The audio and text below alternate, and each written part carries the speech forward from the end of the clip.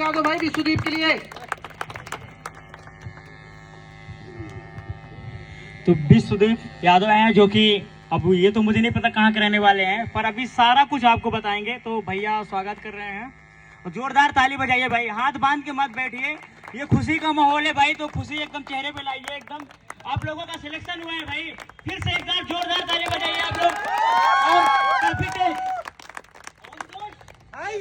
हौसला जोश। जय हिंद सभी को। मेरा नाम विश्वदीप यादव है, मैं खागा फतेहपुर का बिलोंग करता हूँ।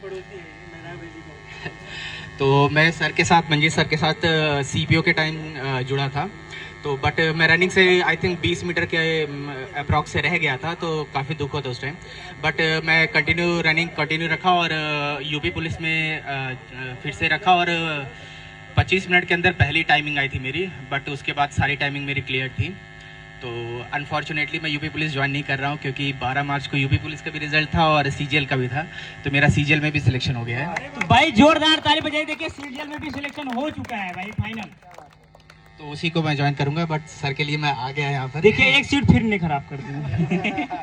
बाकी मैं मंजीत सर और धनंजय सर का बहुत बहुत शुक्रगुजार हूँ। थैंक यू सभी को। तो अभी आप देखिए, आप यहाँ पे रहिए, आपसे बहुत सारी बातें करना है, जो कि खड़े रहिए। जैसे कि साथियों अभी ये क्या नाम है, विश्वदीप यादव, जो कि फिर से मैं शुरू करता हूँ और बहुत बढ़िया आपको मोटिवेशनल भाई अभी दे के जाएंगे। जैसे कि साथियों ये विश्वदीप यादव है जो कि फतेहपुर के रहने वाले हैं और हमारे यहाँ से यूपी पुलिस में इनका सिलेक्शन हुआ है, और ये अभी बताएंगे कैसा सिलेक्शन हुआ और कहाँ पे सिलेक्शन हुआ, कितनी कठिनाइयाँ आपको मिली, किस चीज़ का आपको सामना करना पड़ा, सारी चीज़ें आपको शेयर करेंगे। तो मैं एक्चुअली 2018 बैच पास आउट हूँ।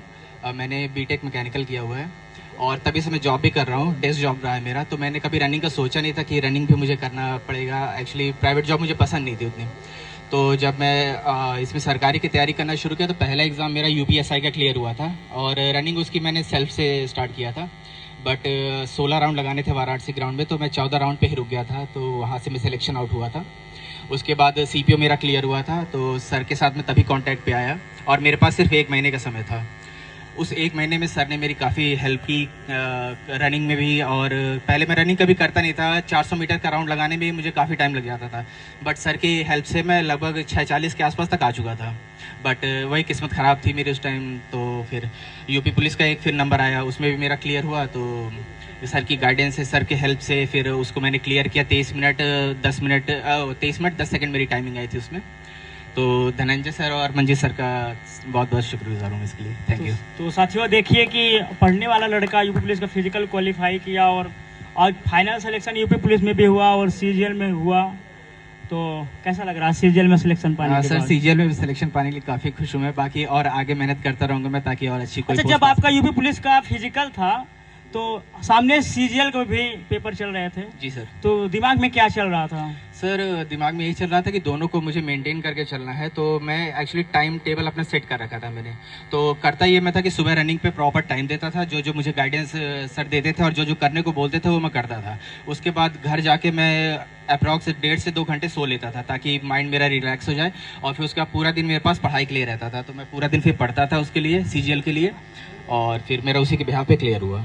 तो जैसे अभी और भी लड़के होंगे, जैसे कि उनका यूपी पुलिस भी लगा होगा, सीबीओ भी लगा होगा, सीजीएल भी लगा होगा, बहुत सारे साल हैं जो कि एक साथ कई पेपर होते, तो उनको किस हिसाब से हैंडल करना चाहिए? मेरे हिसाब से तो ये है कि सर जो पहली बात तो जो टाइमिंग है उसको आप अच्छे से मेंटेन रखें, मतलब टाइम टेबल अपना एक बना लें आप। और टाइम टेबल बनाने के बाद सर की गाइडेंस को आप प्रॉपर फॉलो करें, और उसके बाद जो आप अदर जो एग्ज़ाम्स की तैयारी कर रहे हैं उस पर प्रॉपर टाइम दें और उसका प्रॉपर टाइम टेबल बनाएं और फॉलो करें, तो डेफिनेटली आपका भी पेपर निकल जाएगा उसका। और जो भविष्य जो आने वाले हैं फिजिकल के लिए और रिटर्न के लिए, उनको किस हिसाब से पढ़ना चाहिए? सर फिजिकल के लिए तो सर आप पर डिपेंड रहे, उसके अलावा और कोई कहीं जाने की ज़रूरत नहीं है। आप पर भी अगर वो भरोसा करते हैं तो डेफिनेटली वो फिजिकल क्लियर कर जाएंगे।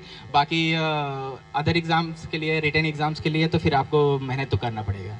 कम से कम सीजीएल क्वालिफाई करने के लिए कितने घंटे पढ़ाई करना पड़ेगा? सर उस पर घंटे डिपेंड नहीं करते, आपका स्ट्रेटजी ज़्यादा इंपॉर्टेंट होती है उसमें। बहुत सारे लोग हैं जो कि यूट्यूब चैनल पे बोलते हैं 12-12 घंटे पढ़ाई करना पड़ता है, तो आप क्या राय अपना देना चाहते हैं? नहीं सर, मेरा डेली 7 से 8 घंटे में पढ़ता था, उससे ज़्यादा नहीं पढ़ता था, क्योंकि माइंड फ्रेश रखना ज़्यादा इंपॉर्टेंट होता है।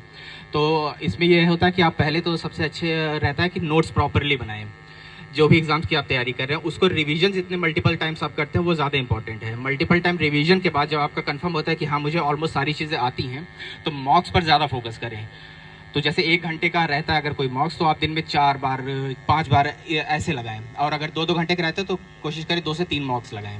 तो अगर आप ये कंटिन्यू रखते हैं तो फिर आपका काफ़ी हद तक रहेगा कि सिलेक्शन के चांसेस बढ़ जाएंगे।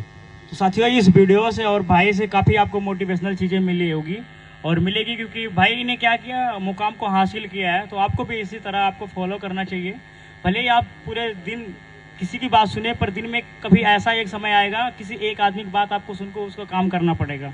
तो आप भी सुनिए सबका, और कभी अपना भी करिए और किसी एक कभी सुन के काम करिए, तो आपको बहुत ही जल्दी फाइनली सिलेक्शन मिल सकता है। ठीक है, तो विश्वदीप को बहुत बहुत धन्यवाद, बहुत काफ़ी समय दिया और हमारे साथ रह के बहुत ही अच्छा लगा, और भाई का सिलेक्शन भी हुआ। तो चलते हैं नेक्स्ट जो भी स्टूडेंट है उनसे भी थैंक यू मुलाकात सभी करें। को।